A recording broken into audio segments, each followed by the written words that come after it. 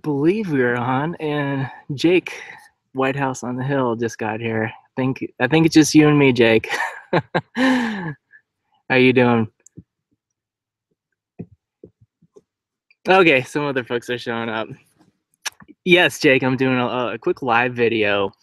Um, I I left early this morning to go out to Eastern Washington to do a hay run, and it was a long drive out, and then of course a long drive back. Had to load up hay and then unload when I got back, which we just finished unloading just a little bit ago. And I wanted to get a video shot today and out, and it's just not going to happen. It's way too late in the day. We're too close to getting ready to dinner time and that kind of thing. So I figured, why not try and just do a live video so we can hang out and go over a couple things, and that way I feel a little better. I got a video out, and um, hopefully it'll be a good substitute. Let's see. Silver Moon Acres, hello. Asho Neck 21, hello.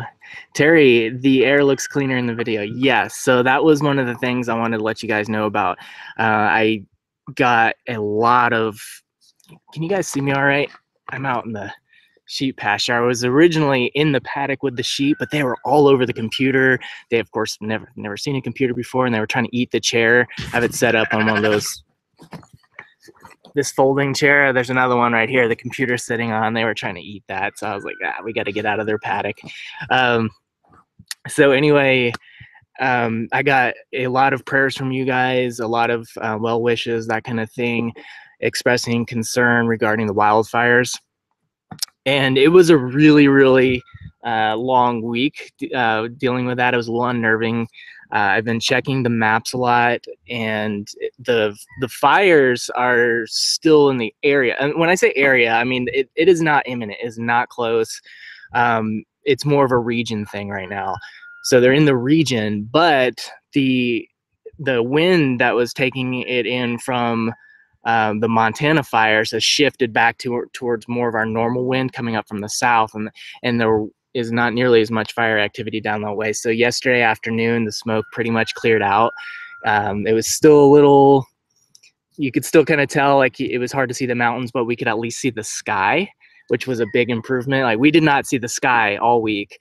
It was like it was really thick overcast. There was this weird orange sun peeking through the smoke, and that was about it. But today, I mean, I can look around, I can see the mountains very clearly. The air is really nice. So I wanted to, of course, thank all of you guys for all the concern and prayer that you sent our way regarding our safety. Some people messaged me thinking, because I hadn't put a video out in the last few days, that maybe we did have to leave, and that's maybe why you didn't hear from me. So I definitely wanted to get out a video today to let you guys know that we're okay. Things are getting much better here air quality wise. I'm not having to wear my N95 mask. I was able to take it off yesterday afternoon. And yeah, so it's beautiful here. The weather is gorgeous today, and all is well in that sense. So yeah, air is definitely clearer here, Terry. Oh, we got Leslie from Australia is here. Hello, Leslie. What time is it in Australia? Yeah, I think there's, what, 9-hour difference? Maybe more? I don't know. I'm by myself, guys, today. I don't have Ashley help me out doing the computer, scrolling, checking messages and stuff, so forgive me regarding that. Ashley and little buddy just left to go to another farm where we have a CSA membership. They were doing like a membership appreciation evening thing, and I was running really behind on unloading the hay this evening. I just got back from getting all that done, and I wasn't able to go. I wanted them to still go to have fun, but I had to start dinner soon, so wasn't going to work out with timing. So I'm going solo here tonight. Okay, Painted Pony, you asked about the wildfires. I don't know if you caught that explanation, but it's gotten a lot better. The air is very clear here now.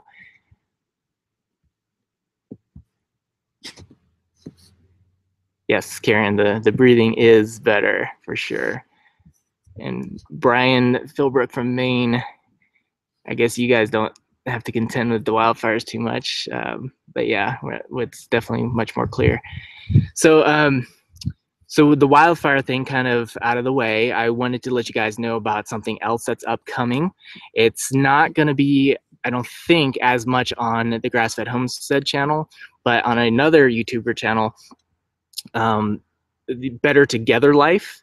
If you guys aren't familiar with them, they're actually going to be featured by Justin Rhodes on the Great American Farm Tour in the next, I don't know, probably the end of October-ish, somewhere around there. They're in the Texas area. They're in the process of moving to their homestead. They still have a home in suburbia, and they're going to be moving out to a, gosh, I don't know how many acres it is. Anyway, they're moving out to acreage, way out of town kind of thing, and they're going to be doing the shed to home conversion, living off grid and that kind of stuff. And Bo, who is the content creator for Better Together Life, wanted to get me on his channel for a little bit and talk about livestock and basically try to figure out some livestock systems that would be appropriate for their situation there. And it's a little out of my wheelhouse because our climates are a little different. They're going to be kind of deserty Texas, and it's a little bit outside, but I do know I do have some input I can help them with regarding that. So we're going to do, I think, like a multi-part series on getting started with livestock for them, among a few other topics that have come up. One of them is like working together as a family to achieve some of the goals, and a few other homesteader related topics. But I'm going to have Bo come on to the Grass-Fed Homestead sometime in the next few weeks when we're doing this series. And I wanted to get him on regarding video production. Bo is a professional videographer. He'd been doing that for years, long before he got on YouTube. And he is a pro. He really knows what he's doing with video production stuff. And I get a lot of questions, mainly in email forms or in private messages through YouTube, people wanting to know what kind of gear I use and what tips I can give them regarding getting started on YouTube and just general video production. So like what kind of editing software should I use, and lots of kind of technical questions like that I thought it'd be really cool to get Bo on our channel.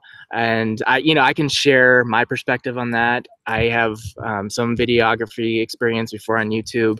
But Bo has been doing it a lot longer and has a lot more experience. So I thought it'd be really cool to bring him on. So I was thinking if you guys have any questions regarding, even if you don't want to do your own YouTube channel, but if you just had general questions, maybe you want to shoot better home videos of your family, that kind of stuff, whatever it might be, it'd be a good opportunity to get those in. So if you want to send me an email, dan@grassfedhomestead.com, or when this video stream is over, maybe leave a comment in the comment section below this video. If you leave it in the chat, it's going to disappear when I log off, so don't do that. But if you guys have any like technical video questions that you want to get in there, that would be a good opportunity. I don't know exactly when we're going to do that video, but it will be most likely in sometime late September, early October. So you have plenty of time to get that in if you're thinking about that. So let me scroll back up and see if I missed anything here.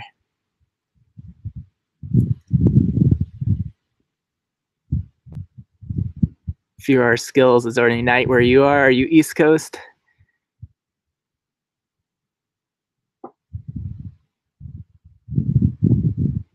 In Norweavern.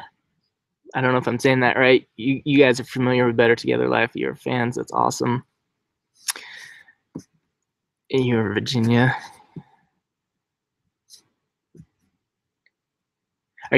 Ellen wants to know if we're going to be making any changes with the pigs. And we also got a question, little buddy, does he miss the Chidlers? Real quick on the Chidlers, yes, he was pretty upset when they left. He had so much fun. I mean, they played like 18 hours a day, nonstop for the 4 days they were here. I mean, it was incredible. Each morning he'd get up early with me, to get out. I was getting up earlier when the roads were here to do the morning chores early before Justin and Rebecca would get up. So all that would be behind us, and then we could, you know, kind of hit the ground running, working on what we needed to get done with the day, with video and that kind of stuff. So little buddy would come out with me, and he would wait outside the bus all morning for the chidlers to come out. And as soon as they did, they just boom all day long. They'd stop to eat, of course, and use the bathroom, and they would go right to 9 o'clock that night. So he had an absolute blast with them, and yes, he really missed them. He was kind of in a funk the rest of the day after they left. And, you know, of course he's fine now. That was like the next day he's fine. You know, I just told him, hey, you know, we can still watch him on video. You can watch him every day. And he does. He loves, every day he asks me, Daddy, can we watch Justin videos? Yes. So we try to make sure he gets that. Regarding the pigs, I was actually thinking about setting up over by the pigs so you guys can see them. I did a video. I was so proud. I was so proud because I got the move right. Like I put them on pasture, and within, I don't know, 4 or 5 days, they excavated this huge crater, which pigs do, right? That's their normal behavior. It's not like there's something wrong with my pigs. But the American guinea hog is supposedly supposed to not really do that as much, which is a big part of why I wanted that breed. But these guys didn't read that in the book that I read that showed that. So they are definitely digging the holes. So anyway, I moved them, and this was just in the last few days. I did that video where I moved them, and then they were in the paddock 3 or 4 more days, and it looked beautiful. I mean, it was just the top couple inches was just lightly turned up, and it was perfect for me to cast seed and get that seed germination going. Well, we haven't gotten germination, so dry, but it's otherwise an ideal situation for getting seed germination. And we had that beautiful tilling, and I moved the pigs again. I thought, okay, I got this. And it was day 2. I think it was day 2. I went out there to bring them some food, and I only saw 3 of them in the paddock. And I have this noise. Each of my animals I have a different noise for. If I make the noise, it summons them. With the pigs, I make a pig grunt noise, and they know, okay, he's got food. So I made the pig grunt noise to find out where's my 4th pig. I was a little nervous, and the 4th pig was actually below ground, like below the terrain. I couldn't even see it. It had dug such a deep hole that so I made the noise. It jumped out of the hole, and a whole bunch of dirt came out with it. And I was just like, wah, wah, wah. Fail. But I haven't moved them again. They haven't really finished tilling up. It's only, I don't know, been 3 days they've been in that spot. Maybe this is day 4. I'm not sure. So long-winded explanation getting to finally an answer. What I'm going to keep. Blue here's our neighbor. They're driving around on their little prowler. I guess gator, I think some people call them, a little ATV kind of thing, and it gets him all worked up. So you probably just saw Blue go bolting behind me here. But for now, at least until harvest, right, I'm going to kind of keep them on this routine because I do want that soil disturbance still. The sheep did a really, really good job cleaning out a lot of the knapweed. So in the area, like for reference, like right behind me here, this spot right here wasn't terrible, but on the next section over, I'm gonna see if I can kind of tilt you over that way. So over there, okay, so this tree right here, on the other side of that is kind of where the pigs are right now. That whole section over there, this time last year, was above the knee of thick, super coarse knapweed. I mean, it would be uncomfortable to walk through. And now there is knapweed, but it's thinned out a lot because the sheep, I was able to pulse them through there a couple times before it lignified. Or at least a lot of it lignified. There still is a lot left that did make it to that stage, but it's a lot thinner. So they did a really good job. But what the pigs are doing is really decimating that out. So I'm really pleased with that, but the pigs are not going to be a long-term pasture program. Um, the the experience most pig farmers have is, you know, that try to put them on pastures. Well, they destroy my pasture, and I'm having to fill holes and try to fix them behind them and all that. And I really think that's because it's just not an ideal condition for the pigs to be like grazing out on pasture, unless you're trying to do something that I'm doing here, which is rejuvenating the system, you know, breaking down the weeds, turning the soil up so I can put in beneficial or more preferred species. So it's really going to depend, finally, to answer your question, Ellen, it's really going to depend on what the pasture looks like next year. If it's still really rough, which I anticipate, I mean, we can only expect marginal improvement each year. If it's still really rough, then I would probably run the pigs through again, despite the damage that they are causing.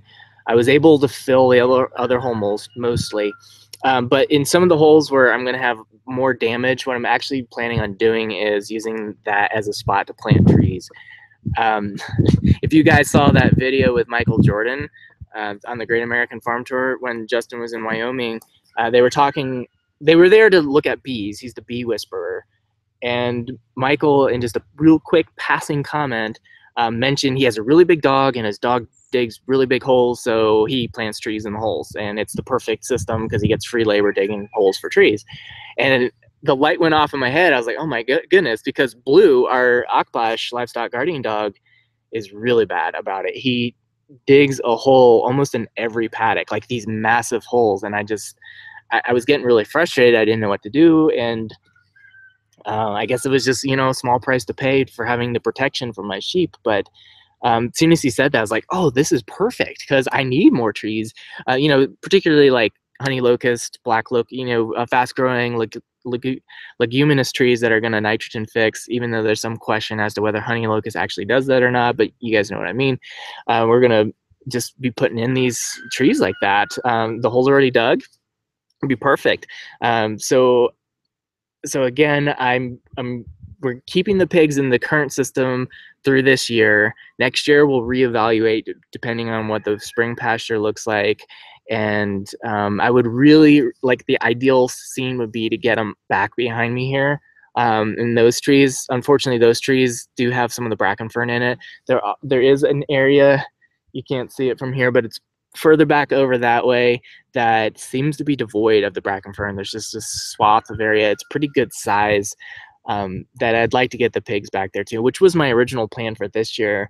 But the pasture revitalization thing kind of just came to me later, and it's actually a little easier because it was a shorter move. I mean, it would have been a long move moving the pigs back that way. So I hope that kind of answers your question, Ellen. If you have any follow-up questions, let me know, and I'll see if I can get to it. Let me scroll back up here.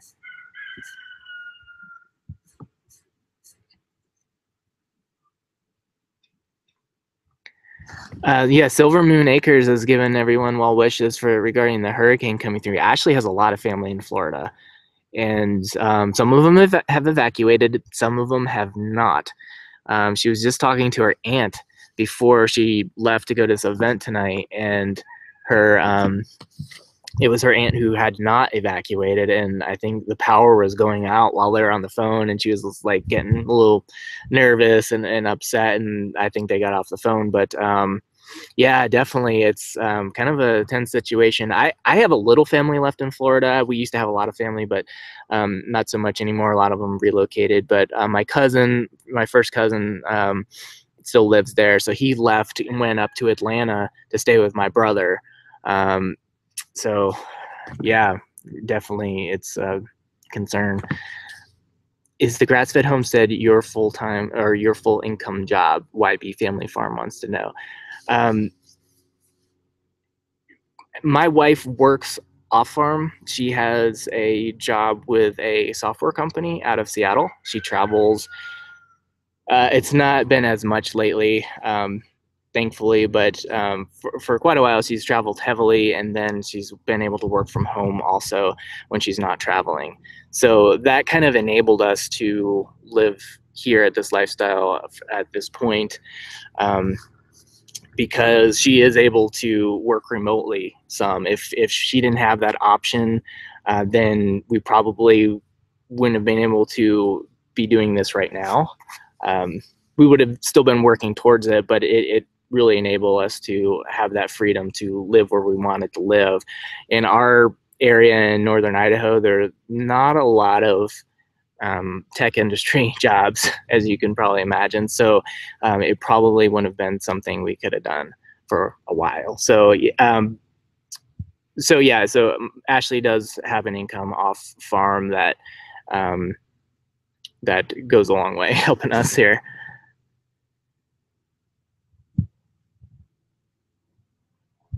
Yeah, little buddy will need to FaceTime the Chidlers. Yeah, that would be really cool. They the Rhodes invited us, of course, to come visit them in North Carolina when they get back home, which is something we would like to do. Ashley has a lot of family not too far from there. Actually, in fact, Ashley's brother lives in Asheville, so it would be a no-brainer visit for her to visit her family too. R3Y I don't know, R3ism wants to know if Clara is the only remaining piglet now. Clara is not the only remaining piglet. We have nine left. We've only got we've only had 5 go. I sold 4 of them, and then I did a trade with another gentleman who's going to be giving me a Kuni Piglet next year. So he's a friend of the channel. He watches our videos. His name is Dave. He has a blog called The Traditional Catholic Homestead, which is in much further south from here in north central Idaho. And he and I correspond with frequency. He's always a good resource for help and all that kind of thing. So so it's not like I just gave the pig away to some guy in hopes that maybe I'll get a piglet in return. I trust Dave. He'll be getting us a little Kuni Piglet next year. So real quick, the plans with the piglets. We're not 100% on this yet, but we have, I think, not counting Clara, I think we have 2 or 3 females left, and then the balance is the barrow, or are the barrows. So what I'm thinking, we may keep a couple of the female piglets for next year for potentially breeding. We may keep a barrow to harvest for next fall. Get a couple of them for our pork supply for next year. We're kind of toying with that idea. And then we're also, there's a high likelihood that I'm going to try and do a suckling pig dinner. And for those of you that don't know what a suckling pig is, generally that's a pig that's harvested up to 6 weeks old, or between 2 and 6 weeks of age. And obviously my guys are a lot older than that. They were June, July, August. I mean, they're like 3.5, 4 months old or something like that now. But so they're much older, but because they're the guinea hogs, they're really not much bigger than they would be at that age for traditional hogs. So I'm probably going to do a suckling pig. Apparently the best crackling you'll ever eat in your life comes off a suckling pig, because their skin is so thin, it can get so crispy. Basically, you harvest it the exact same way that you would harvest any of the other pigs, scald, scrape, etc., and then you just stuff it with like garlic and herbs and that kind of stuff, and put a really good layer of salt on the exterior skin. And if you really want to get fancy, get a little apple and put the apple in the mouth, toss in the oven, roast it like a turkey. I mean, not like a turkey, but I mean, you want to get low and slow for a few hours, and then at the end just blast it super high heat, get that brown on the crackling, get it crunchy. I just want to try that. That sounds amazing. So and there's really there's nobody doing that. Because I was looking online on YouTube for videos, you know, how do you go about harvesting the suckling pig? And there's really nothing out there on it. There's people who cook it. There's that end is covered. But so I thought it'd be neat to document that and put it out there, maybe help somebody who is in the situation. Apparently, a lot of pig farmers do this where they have just abundance of piglets. They can't sell them. It was the wrong time of year. If it were spring, we probably would have sold out. Being mid to summer when I started trying to sell them, and late summer now, no one's buying them because they're gonna have to overwinter them if they want to get them to harvest size, and no one wants. Well, there's not as many people that are wanting to do that, so it's just a hard sell at this point. And I'm not interested in giving them away. Like, if I might as well eat them instead of dropping the prices dramatically. So that's that with the piglets. My animal calls are epic. There were several times last year while doing the vlog where I would do that with the chickens. I would call them and I would edit it out because I got a little embarrassed. I thought, oh man, people are gonna think that's pretty weird. So I actually edited it out, but now I don't really mind as much. So maybe I'll get a video of that soon.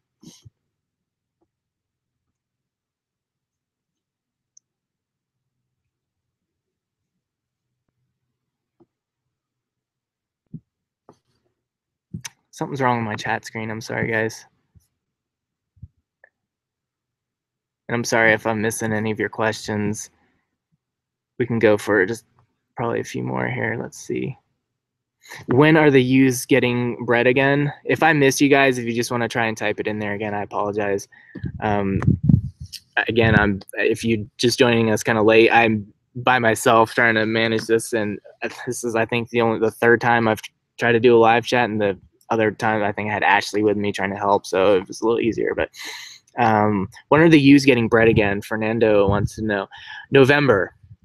I felt that the lambing, we had such a long cold winter. If you guys were watching our videos with us back then, you guys remember, like, it was snowing the day we got the sheep in April. So it was a harder winter than usual, and it was much colder winter. So a lot of the shepherds in the area, because of the last few winters have been so mild, they pushed back, or they made lambing sooner in the year, like, you know, February, and generally, you know, they hold off to mid-March through April kind of thing. And the shepherdess that I was getting our sheep from, Tess, did the same thing. She said, we've had such a mild winter the last few years, you know, it'd be nicer to get a little head start on the season with the lambing. And it was a disaster because we had such a, you hear Blue in the background, he's barking at the other neighbors. It was a disaster. We had such a long cold winter, and the spring was kind of like the winter as well. It really didn't get decent until May. I couldn't even get the sheep out on pasture, like, officially until June, I think it was, when I moved them over to this side of the pasture. So the lambs had a really tough go of things early on because it was so wet. We had so much snow thaw coupled with heavy rains. And if you guys watch Starry Hilder, it's her YouTube channel, she doesn't live far from here. She's I don't want to say about how many minutes, I don't really know exactly, but she's pretty close, and she was having all those landslides and everything. We weren't close enough for that, but that was the same environment, basically heavy rains and lots of snow melt at the same time. The lambs just took a shellacking. It was a hard time for them. So I am going to be erring on the side of caution and doing a mid-November-ish breeding, which will take me, it's a 5-month gestation. So we have December, January, February, March, April, so mid-April-ish lambing, which is going to affect the harvest weight of the lambs for the following fall. They're going to potentially not finish as large, but I think I'm going to have less issues if I have the later lambing as far as this, because this will be my first time actually shepherding a lambing season on my own. So I mean, I've done the workshops. Last season I was at Tess's a lot for the lambing, and I feel pretty good about it, but I would like to make it as easy as possible and have better favorable weather conditions. So I'm thinking November. I just got this thing pop up, super chat. Do I click on that? Okay, so I've never done that before. Sorry. Homesteady, Austin. Hey, buddy. I'm gonna get you that form. We have a upcoming thing with Homesteady. Austin Martin from the Homesteady podcast and YouTube channel is going to have us, or me, on I don't know when it's going to air, but we're going to be talking I think Wednesday, if I remember correctly, and we're going to be talking about homesteading income. So and he said he would love a suckling pig video, so that will be awesome. I hope I've done that right with clicking on it. I guess that's what I'm supposed to do. So thank you, Austin.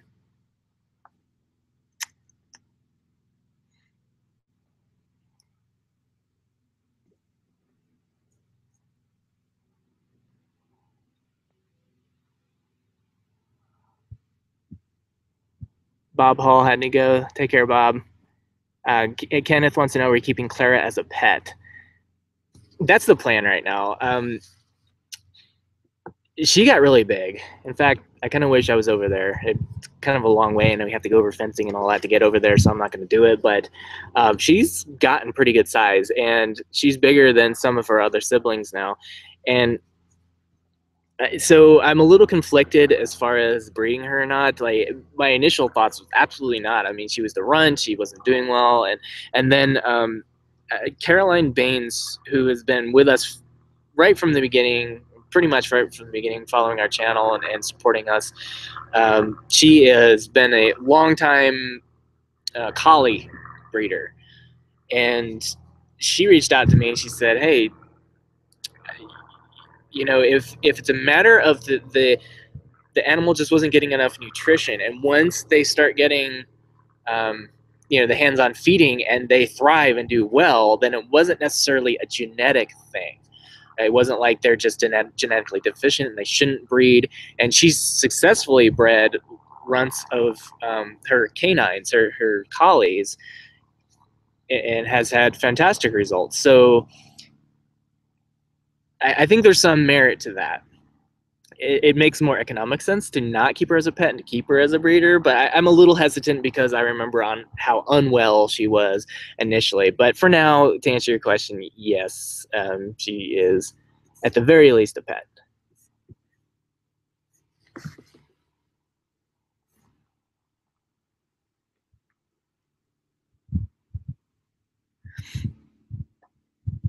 Fernando, I think you were the one asking about the breeding earlier too. You want to know when I'm introducing a ram to the ewes. That would be, again, November.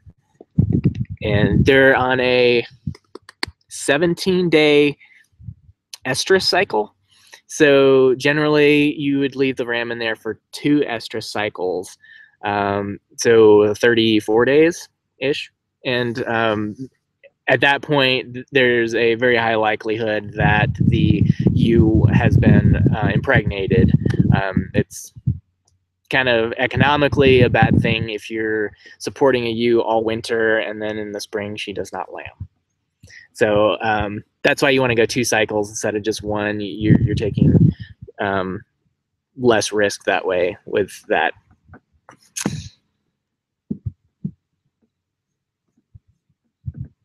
Emmett, hey man. Emmett, we met at the Justin Rhodes meetup we hosted. What was that? Gosh, was that 3 weeks ago now? 2 weeks ago? Anyway, Emmett, it was awesome meeting you, and you're interested in some of those barrows. Okay, man. Well, you're back. Send me an email, and we will discuss that for sure.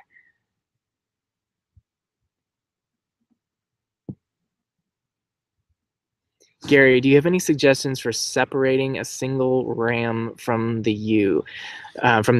I may need a little bit more specification to know exactly what you're asking, but um, are you want to, is the ram in with the ewes now and you want to remove the ram, or you just want to keep them separated? If it's the latter, you want to have two fences between them.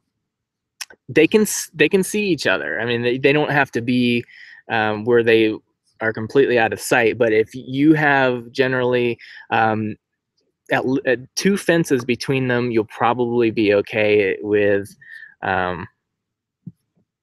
where you're not going to get out of season breeding, if you will. That's the experience that or the observations I've made from other shepherds who have really big operations. You would want a double fence, basically. Do you have any vegetable farming? Well, no, we don't. We have a vegetable garden that we have for ourselves, but we're not farming any produce, and I don't foresee us doing that. I did dabble in it a couple years ago, 2015. I was selling microgreens at a farmer's market and at a local grocery, which was cool at the beginning, but then it got very uncool. so um, that was just because that was all I could do at the time. I lived in town and I was growing them in the garage on a shelving system with grow lights, and I really didn't have a whole lot of interest in it. I just wanted to do something related to growing food and try to develop a business out of it. And I had a lot of, it was really good at first, and then like in the springtime, and then the summer came in and the heat in the garage was really hard on the microgreens. They did not do well, and I had a lot of mold issues, so I brought in fans to try to keep them cooler, keep the air circulating, and then it desiccated them so badly. I was having to water so many times a day, and it wasn't working. So I don't have a whole lot of interest in trying to develop an enterprise out of produce. We're still not even, we need to grow our garden a lot more for our use first as well before we would even dabble with that. If Ashley may have interest in it, I know her main interest is doing the chickens. She may have interest in doing that potentially, but we're really happy with the local. There's some really great local produce farms around here. One of them certified organic. We have a CSA membership through them, and then we buy some additional stuff from another farm. And so we pretty much get almost everything we need that way between what we're growing and them. And I'm really content to support these other farmers doing the produce. I much prefer the livestock.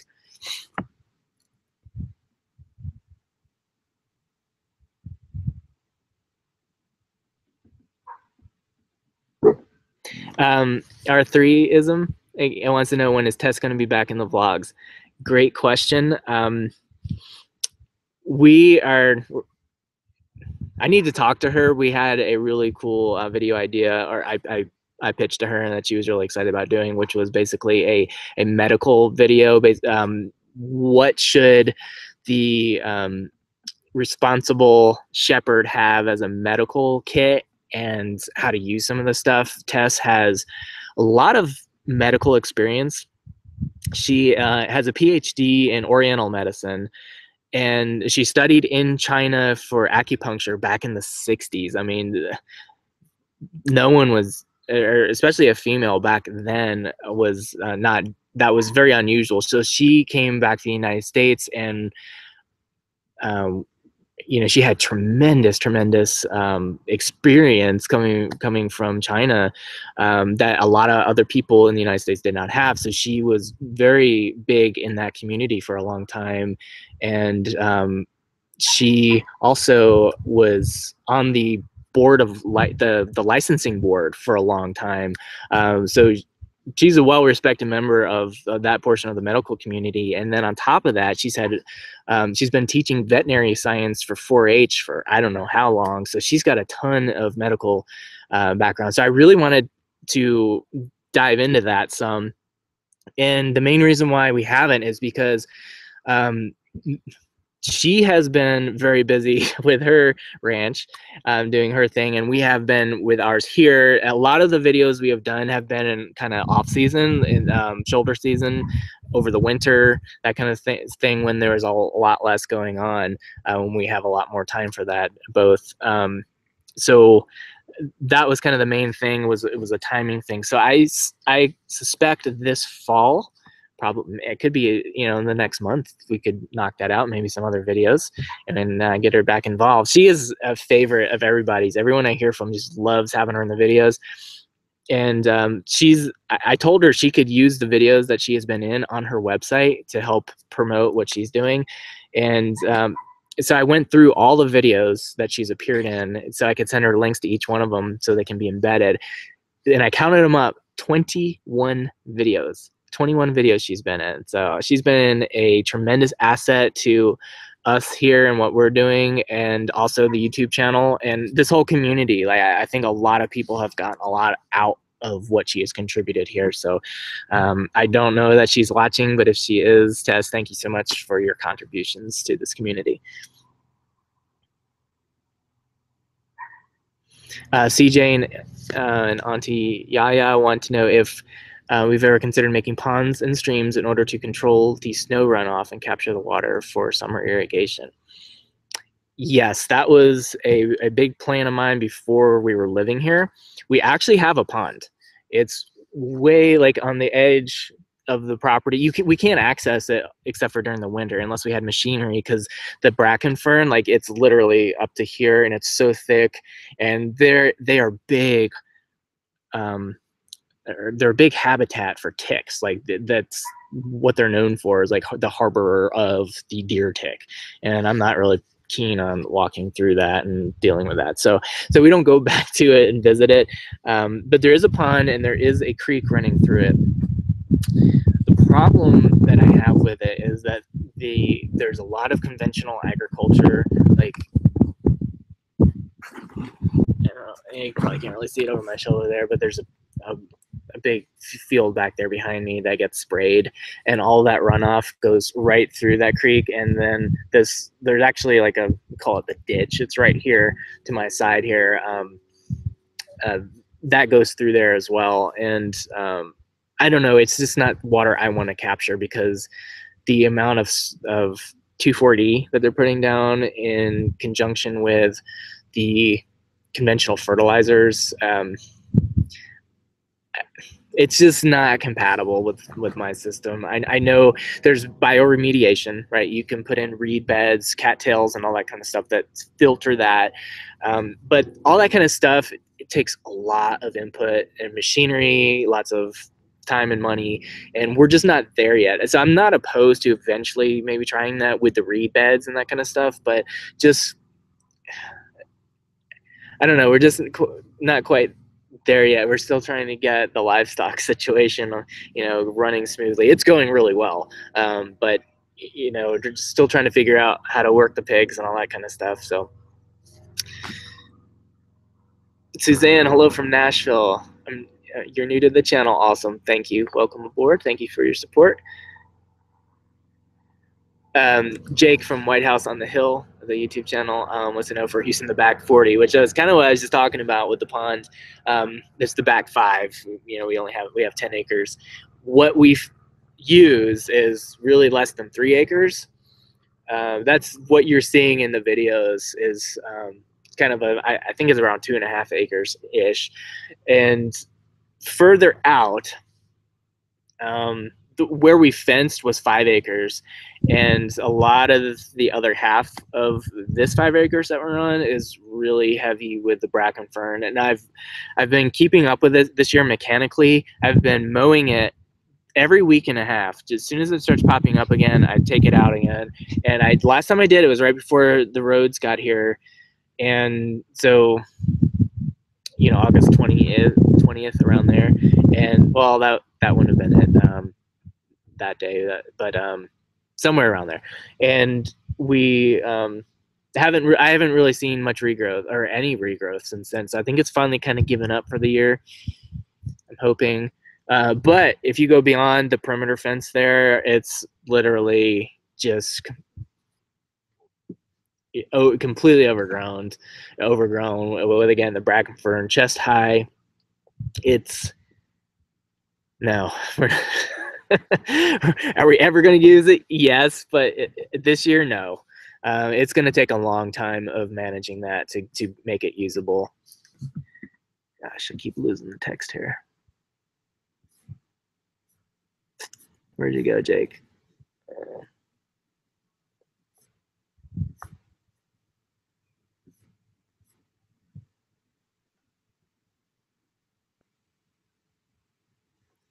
I kind of lost my place here. I'm sorry, guys. I'll try and catch back up. But Ellen asked, the sheep are Katahdin Frisian crosses. We have two that are. Actually, I think technically three. If you see there we go, the brown one right here, that's Annabelle. And she's actually, her wool is black, but she's sun bleached. It's kind of made her brown. And I have some other ewes that are like tan looking that were brown. So it's funny how the sun bleaches their wool. But she is half Frisian, half Katahdin. And Daisy, come here. The rest of them are getting up. Shouldn't have done that. Here comes Daisy. Okay, so if you see Annabelle right there, that's Daisy right here. Daisy is also a Frisian Katahdin cross. They both come from really good quality milk genetics. Neither of them have been milked yet. So that'll be for next year. And I have one other, Sage. She's a pet. She's like a dwarf sheep, unintentionally. She was the one that came here last November, Sage, Clover, and Daisy, to kind of fill the void after we processed our lambs, our ram lambs. It was kind of empty. We went from having all this vibrant life and activity going on to like nothing. It was kind of empty. So Tess gave us these ewes on loan, and then asked basically if we wanted them back in the spring. Little Buddy got quite attached to Sage, and here she is. That's Sage there on the far, I guess that's the right of your, or the left of your screen, right there. That's Sage. And my lambs from this year are actually getting bigger than her now. Some of them are way bigger than her, but my smaller lambs are kind of the same size. And Sage is a yearling, so this is her second year. She's just really small. We're definitely not going to breed her. And she was going to get cold. And I was hoping Little Buddy would kind of forget about her, but we went to visit the lambs in the spring, and you may have seen the video. He was just holding Sage, saying, "I love Sage so much. She's my favorite." And I was like, okay, I guess we're getting Sage. But she's been so sweet. She's a really nice ewe, so she'll be sticking around, I guess. And then so the rest of them are like Connie. That's Connie in the far left of your screen. She's my big mama. She's full Katahdin. Her ewe lamb is the one immediately to her right, your left. That is Maggie. She's a cross. She's a Katahdin Dorper cross. The next one over is full Katahdin. She was the one, if you saw in the spring, that had the cut on her ear that we treated. We did the video on that. You can see the left ear has like a little tag on it still. And I guess they're all kind of milling about. But a lot of the lambs we have this year are crossed, Katahdin Dorper cross. We have a few that are full Katahdin as well. CJ's in Auntie saying sometimes the runts turn out to be the most vibrant and durable of the siblings. So getting back to the piglets, I'm assuming that's what we're talking about. So thank you for chiming in on that.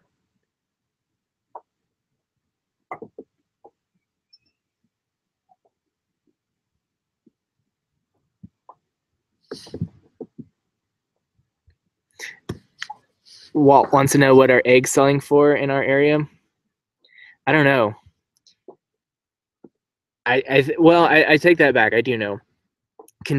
or I guess conventional eggs, or the non-GMO eggs, which a lot of people are selling, and some people even say, oh, they're organic. Then you ask them, oh, well, what kind of feed? Oh, we're giving them non-GMO feed. Well, that's not organic. But anyway, I see a lot of that for like the $3, $3.50 a dozen range. But I really don't look that much. It's just if if I'm see road signs and stuff like that, or on Craigslist, you see stuff sometimes, but I don't actively seek that because, we're getting our own eggs, and we're not getting enough to sell. We some days, like a lot during the summer, we had a lot of broody hens too, and we weren't getting enough to even feed ourselves each day. Now we are. They're kind of getting better, so we're getting enough there. But yeah, I just haven't really looked for what other people are selling the eggs for. Like our eggs would be much more expensive because all of our feed is certified organic, so we'd be losing money at that rate. But no one else is selling organic eggs, so I really don't know what they would sell for around here. Walt gets $4.50 a dozen. Okay, so are you selling organic, or is that non-GMO? Is that average for your area?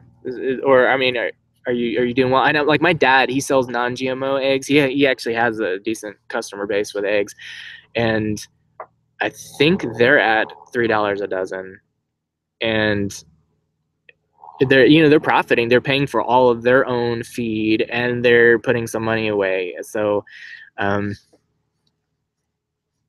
that's there's a big difference in the feed costs. It's literally twice as expensive for the organic feed as the non-GMO, and the non-GMO I think is $5 more a bag than the conventional feed. So those are all the variables in there.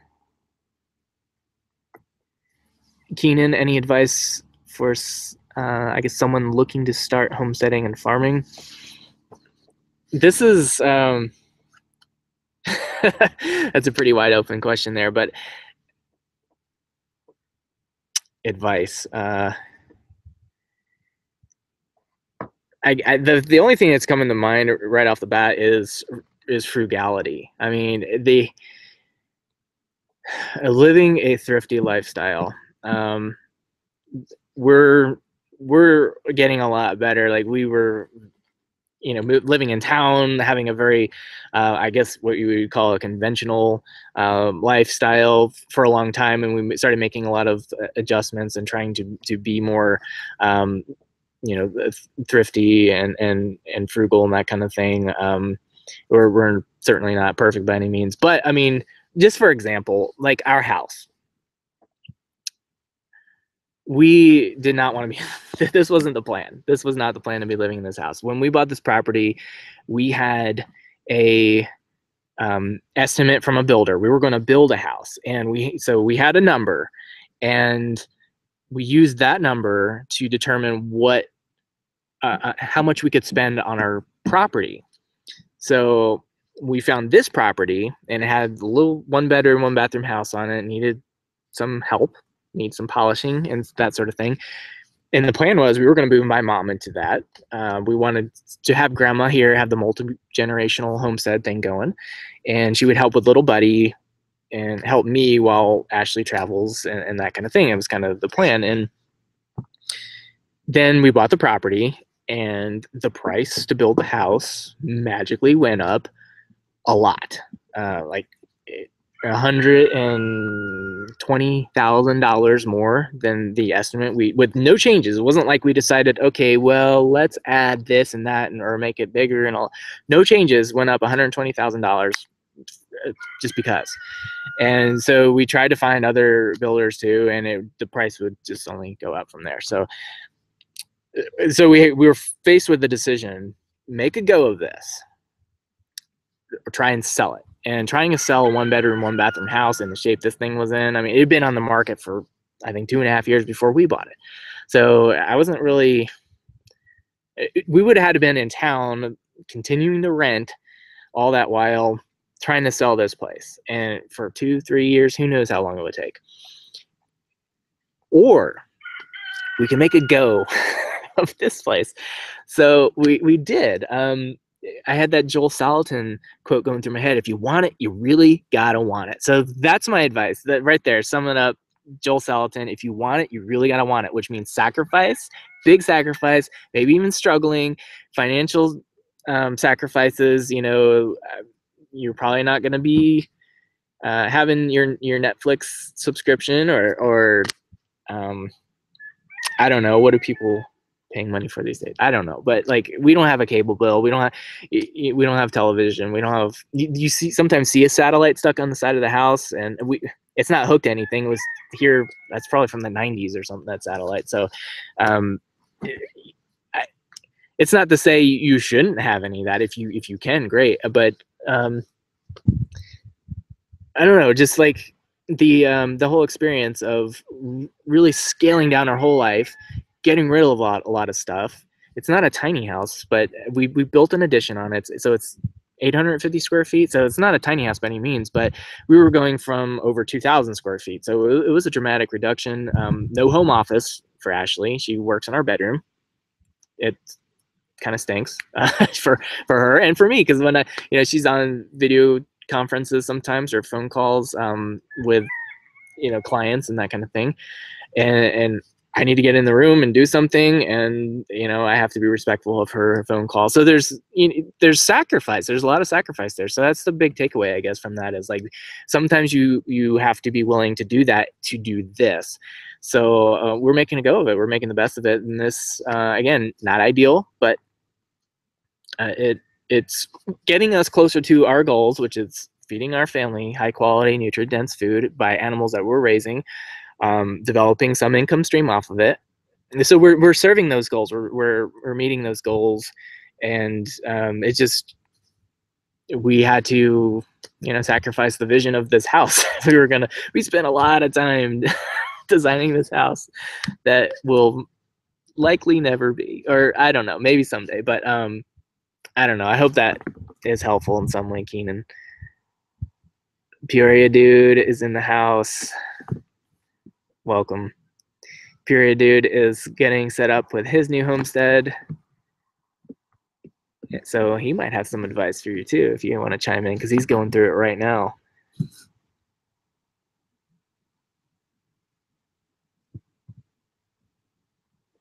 Arjun wants to know if I have experience with suburban communities coming together to use smaller plots of land for producing food. I don't. Curtis Stone, the urban farmer, he's the man for that kind of stuff. He has a pretty big YouTube channel. He goes over a lot of that stuff. So if you haven't checked him out, Curtis Stone, the urban farmer, he would be all over that for you guys. Bridget says we should get a yurt. I guess you're telling me that. I don't know. I think the house is probably a little bit more comfortable than the yurt. Isaac, the only thing we have is internet. Yeah, you'd be doing yourself a disservice to not have internet, because, well, for one, Ashley's entire income comes from using the internet, working remotely, and I wouldn't be able to be doing any of this either without it. So in marketing is really critical for the internet. If you're not using the internet for marketing and you're trying to develop income streams off the homestead, then you're not trying then. All right, so let's see if we got any more questions, and we'll get it wrapped up, because oh goodness, hold on. See what happens when you leave your fence off when you're trying to, yeah, okay. She's decided to go back in, okay. But anyway, like, I'm on my cell phone to do this, and we have very limited data plan, so this is probably going to be my whole internet use for the month now. So okay, well, it doesn't look like there is, oh, buffering. I guess we were losing connection.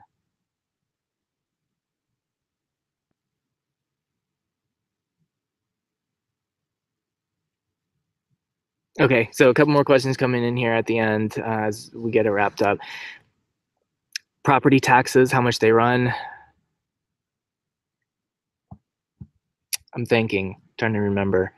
We pay on it in a monthly escrow, so I don't I don't feel it. I don't write that one big check in a year. I want to say it's definitely, I think it's definitely under 2,000. But it's higher than you would think it would be for a rural area, and uh, that's because there's a in this area there are a lot of nicer homes with a lot of equestrians, lots of horse properties, and a lot of value with facilities and that kind of stuff, which I think has driven up property values in the area and thusly taxes as well. Um, it's it's less than that, but probably not much less than that. So I don't know.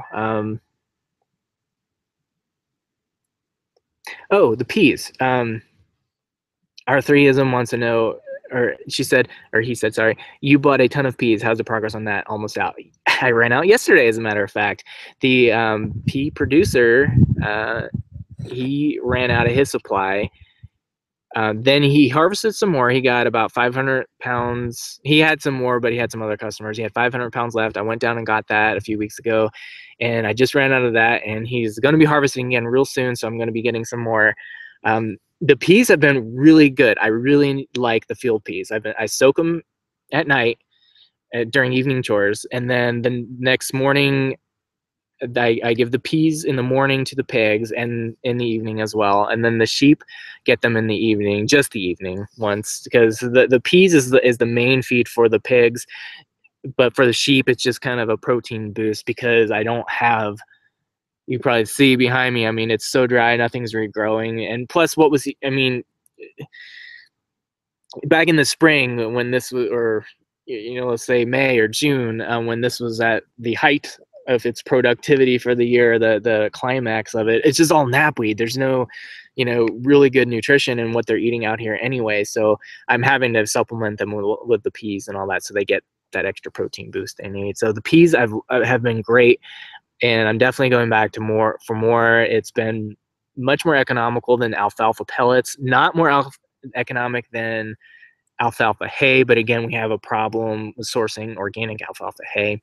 The hay I got today, um, in case you guys missed it from earlier, I got back late. I was gone all day doing a hay run, and then I just finished unloading a little bit before I started the video.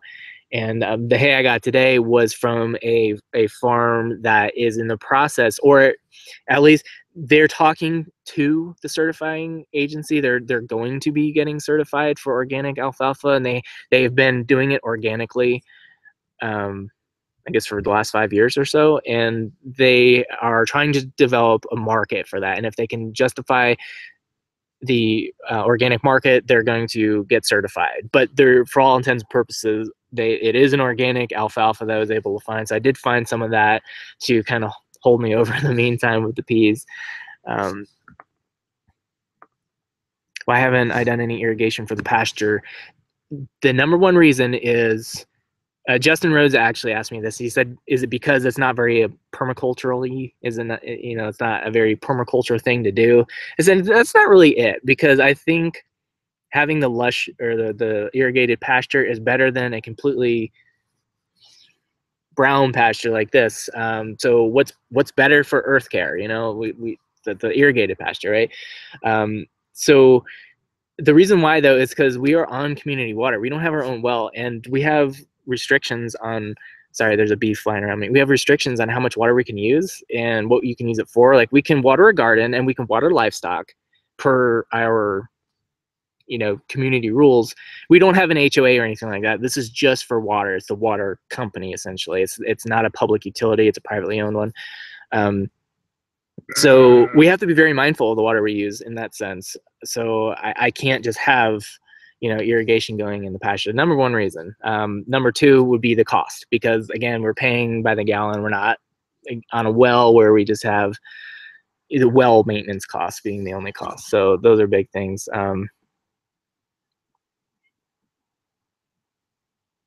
Any plans to put in a well? No. That was from Dan. Any plans to put in a well? No. Primarily the cost. It's in this area. I've talked to other folks who have, and we're looking at $17,000 to $20,000 minimum to do that around here. And the other thing is, there's a cattle rancher not far from here that's certified organic, that I talk to sometimes. He's 100% grass-fed, certified organic. We try to support him with beef and that kind of thing, and a good rancher. And he's had his well water tested, and there's so much contaminants from everyone around spraying that he'd had to put in a reverse osmosis system for his well. So to me, that's a lot of money to spend just to have to buy then an additional system to purify that. I don't know. It's just a lot, and it's definitely not in the plans at this point. You know, maybe down the road someday, but it kind of bothers me, the whole chemical thing. I mean, sure, in our community water, that's in there too.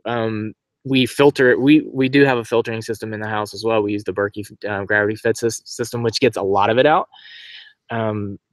Nothing's perfect, of course, but I don't know. It's a lot of money to put in for a well just to have it contaminated. But anyway,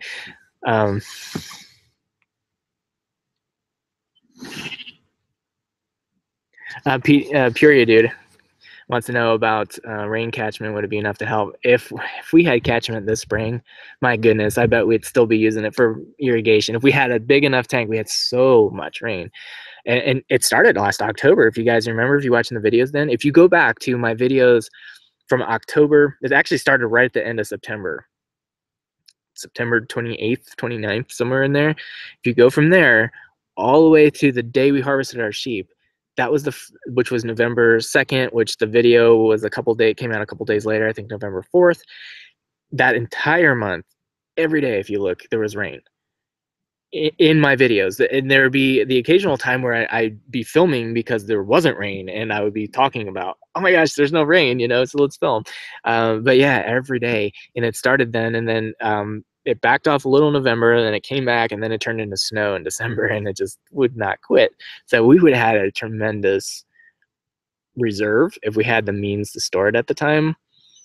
The challenge here in our climate is winter storage, because we have the long cold winter. To be clear, like, it's not that much colder. It's not like Wyoming or Montana or southeast Idaho. My goodness, you're talking about -40, you know, 40 below zero for long sustained periods, terrible snow and all that. It's compared to that, we have a mild winter, but still, the general practice for water storage around here is you need like a heated shop building or something like that, or you got to go underground.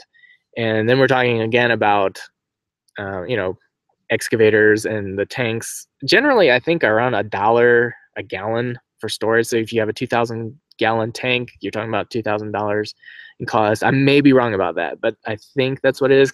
I have looked into this, just not in a while.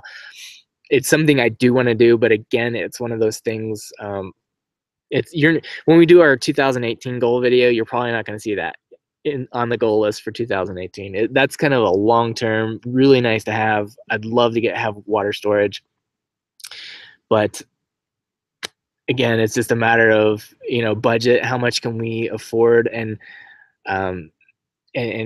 justify, like, the animals. A lot of the cost is offset with the income we're generating from selling them.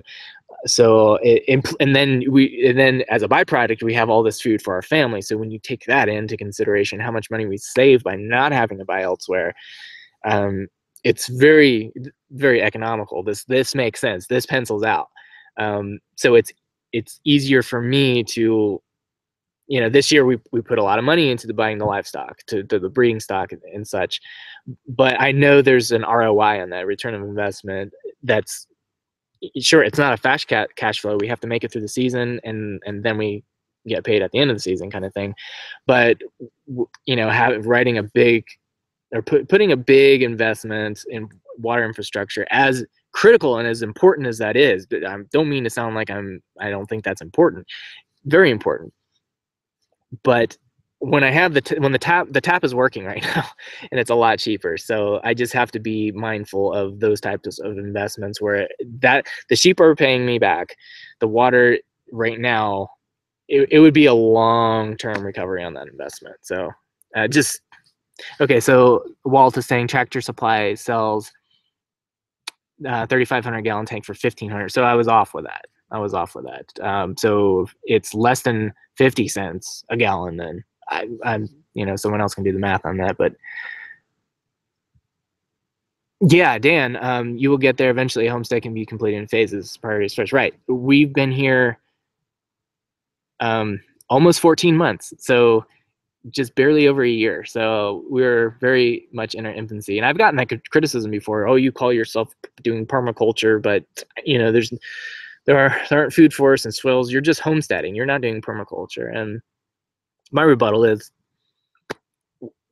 the grand vision is very much permaculture, in that we'll be using a lot of techniques, sustainable techniques, to have a system that's a holistic ecosystem, all working together, the elements within the system. So no, we're not fully there yet. We're not even close, but we are in the meantime using permaculture principles to guide our decision-making process, and we're bound by the ethics: earth care, people care, and returning the surplus. And in this case, a lot of the return of surplus is going back into the land. And in some cases, like, I gave all of our neighbors chickens when we harvested our chickens. So, we're giving back to that ecosystem as well, the surplus of chickens we had. So yeah, we have a long way to go, but we've only just begun. We're in our infancy here, and sometimes I lose track of that. When the Fauchomatic, I think they just changed the name, Fauch family off grid, they came to our homestead back in June. I want to say it was mid June, and they were blown away by how much we had done. And at that point, we hadn't even been here a year yet. They were blown away, and it was really good for me to get that feedback. Hi, Annabelle. Because I sometimes beat myself up feeling I haven't done enough, and they're like, you've done so much in less than a year. So it's really good to keep that perspective. Yes, we've been here a limited amount of time, and we have a long way to go, and this is something done incrementally over time, for sure. So thank you for that perspective, Dan. Any other questions?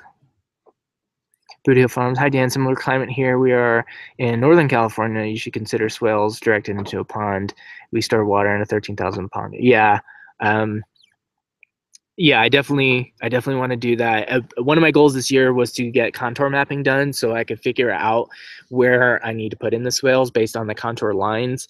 And I don't know if we're getting, I feel like just about every other goal we're accomplishing or will be accomplishing by the end of the year. And that's one of them. It's like, don't know if it's happening. But my goal was to get the contour mapping done, and then 2018 was hopefully to start doing some installs, because I really want to be putting in swales for tree growing systems. That's what the main purpose of the swale is, to grow trees, and I need a lot of trees here. So that was kind of the plan, but I don't know, we'll see. Well, we're making really good progress with the livestock, and that's doing a lot. I've seen the improvement from last year to this year. It's been, increment is not dramatic, but I see the improvement, and it's encouraging. And it's really the best way, I think, is to bring this back is through the livestock. So that is my primary focus, is developing that system.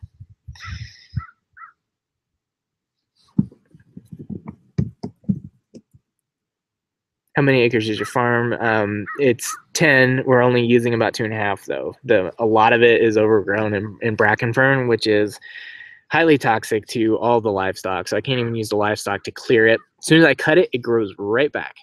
I was saying earlier, I have to cut it every week. I was cutting back the area. So we have 10 acres, and then the half of the property that our house is on, we're dividing that in half again. So now 2.5 and 2.5, right? The roughly 2.5 rather is where the house is what you see in our videos. So there's another 2.5 on this side of the property that is it's a open field now, because I've been keeping it cut back, but it otherwise would be just tremendously overgrown. I'm keeping that cut back manually or mechanically to the lawnmower, and the bracken fern, man, it just keeps coming right back. Up until just a couple weeks ago, I think it's finally given up for the year, but it'll be back in the spring.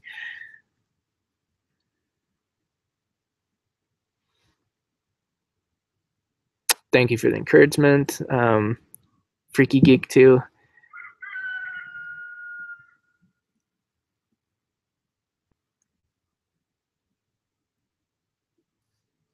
Okay. Your Boot Hill Farms is saying their pygmy goats are obsessed with bracken fern. We try to keep them from eating it, but it was their favorite food. It didn't kill them or hurt them either. Strangely, we even pulled the rhizomes up. Well, I'm really glad that it didn't hurt them. I have heard anecdotally from a lot of people, as well as all the scholarly research stuff. I mean, this isn't like I looked it up on a blog or something. Like these are university studies, you know, scholarly, peer-reviewed studies that talk about the toxicity. And there were people milking cows. The cows were eating the bracken fern, and humans were getting sick because the bracken chemical tequilicide is what it's called, was going through the milk and being ingested by the humans. So it's like, yeah. Even if she's getting back out of the fence again. There you go. So, I mean, I'm glad it didn't hurt your goat. I mean, there may have been longer term health consequences if it continued to eat them, but scary stuff. Yeah, our threeisms.